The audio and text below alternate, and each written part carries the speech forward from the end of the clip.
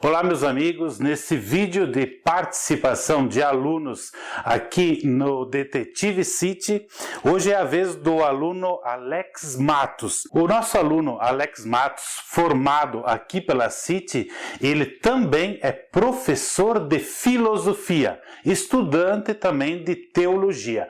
Então ele traz aqui nesse vídeo qual a relação da filosofia com a investigação, como nós podemos tirar algum proveito do que diz respeito a pensar, a refletir, a tomar decisões com fundamentos diante do que diz a filosofia. Então é interessante nós ouvirmos a palavra do Alex Matos, que vai trazer um panorama geral do que é a filosofia e como isso pode ser aplicado aqui na Detetive City, aqui na formação dos novos detetives. É importante que trazemos sempre assuntos relevantes e que edificam cada vez mais as pessoas que assistem o canal Detetive City. Vamos então às palavras do Alex Matos. No final eu volto para encerramento do vídeo.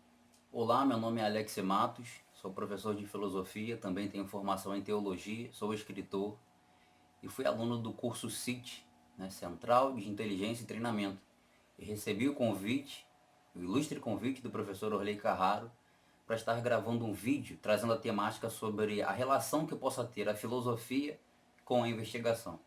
Primeiramente, é bom a gente entender que filósofo, a pessoa que recebe esse título, ela recebe esse título porque ela constrói filosofia. Ou seja, filósofo é quem constrói filosofia. Porém, a resposta a esse questionamento abarca outros questionamentos que vão além deste. Ou seja, se filósofo é quem constrói filosofia, o que é filosofia?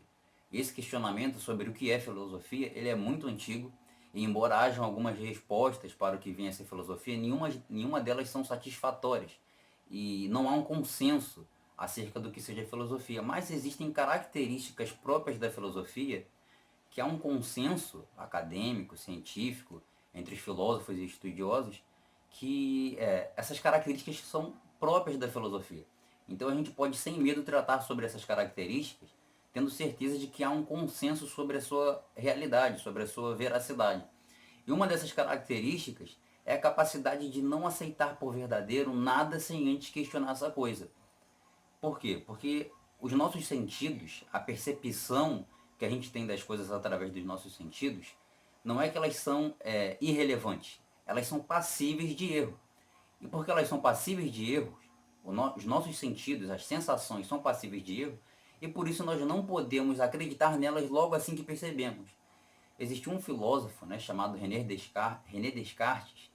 Ele foi um filósofo racionalista que, segundo a tradição filosófica, a história da filosofia, ele foi o grande divisor entre a história da filosofia medieval e a história da filosofia moderna, que ele dizia que os nossos sentidos, eles são muito falhos, para que a gente possa confiar neles com certeza, E por isso ele dizia, e ele criou um argumento chamado o argumento do sonho, que ele dizia que por vezes nós dormimos e quando sonhamos, acreditamos veemente que algo está acontecendo, como por exemplo, sonhamos que estamos sendo perseguidos, que estamos sendo agredidos, que estamos sofrendo um momento de tensão, um momento de desequilíbrio, e nós acordamos totalmente ofegantes, com o corpo suado, o coração palpitando forte. E veja, os nossos sentidos enganaram o nosso cérebro, enganaram o nosso subconsciente, o nosso consciente, nos enganaram de que aquela situação era realmente verídica, de que aquilo realmente estava acontecendo. Então, sendo enganado pelos sentidos, nós acordamos acreditando que aquilo de fato aconteceu. E por muitas vezes nós passamos alguns dias e acreditamos que sonhos que nós tivemos possam realmente ter acontecido.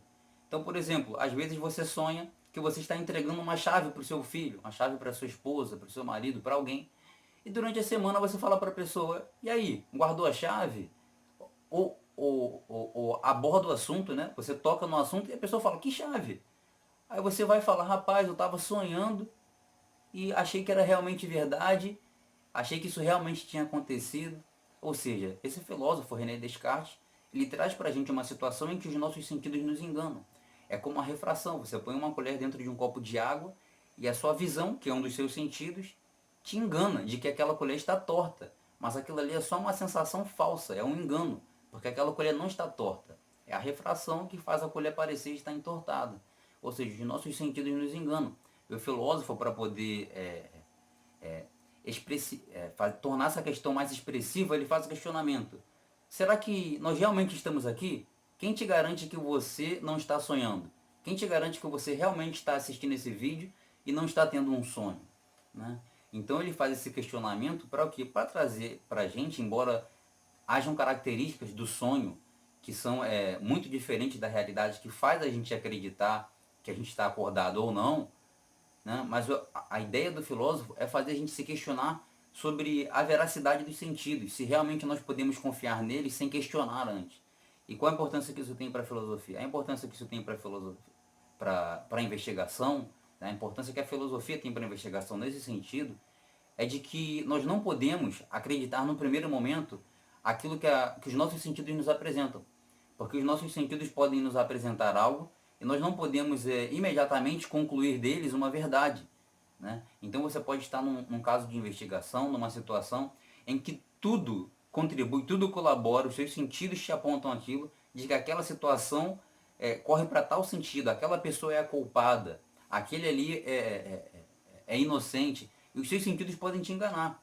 Então não tenha os seus sentidos, logo que você perceber essas sensações, não tenha essas sensações, essas percepções por verdadeira, se antes questionar racionalmente.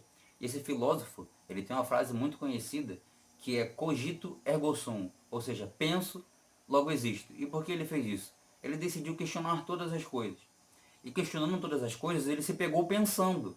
Ele falou, nossa, se eu penso, é porque eu existo, porque para mim pensar, eu tenho que existir. Então foi a primeira conclusão que ele chegou a partir do questionamento e da atividade do pensamento, do questionamento. Ou seja, se eu penso, é porque eu existo. E as pessoas, para questionar ele, para indagar, né, os seus críticos falaram, tá, mas quem te garante que você não está sendo enganado? Quem te garante que você realmente está pensando? Aí ele falou, ora, para mim me enganar, eu tenho que existir. Então, se eu me engano, eu existo. Se eu penso, eu existo. Então ele disse, ora, racionalmente eu cheguei a uma conclusão que ela é inquestionável. O fato da minha existência, ela não pode ser negada, porque se eu duvido da minha própria existência, eu preciso de existir para duvidar dela. Ou seja, o conhecimento advindo do raciocínio, advindo da questão racional do ser humano, da atividade racional do ser humano, ele é muito mais confiável e fiel do que os sentidos. Obviamente, os sentidos, o instinto do investigador, na hora da investigação, é muito importante, né? E ajuda de forma assim, tremenda. Mas só que não pode ser tomado como a via principal do conhecimento. Então você usa os seus sentidos para recolher informações e a sua razão deve julgar se aquilo ali é realmente fato ou se aquilo ali é um engano. Se aquilo ali é realmente real ou se aquilo ali é uma falácia, né? Os seus sentidos te enganaram. Então essa é uma importância que a filosofia tem para a investigação e uma das características possíveis que o investigador, o detetive particular, deve cultivar na sua vida e na sua carreira profissional. Então, pessoal, vocês viram como é interessante a gente parar um pouquinho, pensar, refletir nesses assuntos. Tudo isso são coisas que colaboram para a formação de um bom detetive. Todos esses pequenos assuntos que aqui trazemos em pequenos vídeos fazem com que as pessoas tenham uma ideia melhor e uma compreensão melhor do que é o trabalho do detetive particular. Esse é o nosso objetivo. Fique com Deus e até um próximo vídeo.